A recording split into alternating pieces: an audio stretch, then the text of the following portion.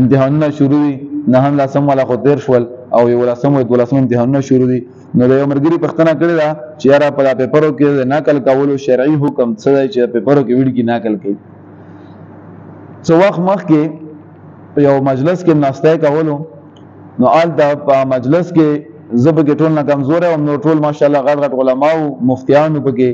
نو آلته په هغه ځای کې د نقل په باره کې خبره وشوله. یو مفتی صاحب کې جواب شروع کړو، وای فتاوی لیکلي دی چې نقل کول جایز.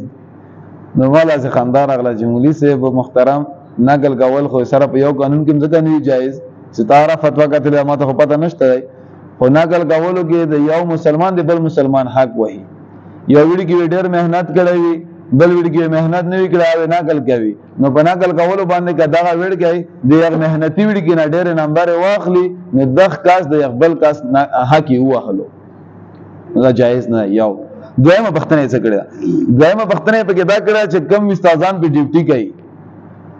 نو هغه استادان دغه معاوضه اخلي، دغه ډیوټي پیسې ورته ملاويږي، نو دغه پیسې دوی لپاره جایز دي که نه جایز؟ چونکه په ډیوټي کې کوتاهي وکړه چې نه کړی وته پرې خولو، نو کوتاهي وجه نه هغه چې کوم پیسې کوم معاوضه ته ملاويږي ا شرعي تور باندې جایز نه چې دی واخلي، ځکه چې تاسو یې ډیوټي و نه کړل. بل پښتنه کې کړی دا چې د موږ سره یو کس دی، نو هغه کس دا خبره کوي چې یاره په سکول کې یا په کالج کې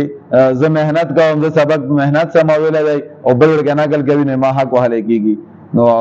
کې دې شی وی چرته یو نیم کس او ماته خو پته معاشره او زه په معاشره کې ګرځم را ګرځم، نو په غونډه خبره جنسي کې کلاس داسې کسانو چې په مهنت باندې ځان پاسوي، خو ټیک ده کنه نور داسې نشته ورګه چې مهنت کوي. خو بهر حال سوال کړه، نو سوال جواب دی چې نقل کول جایز نه دي.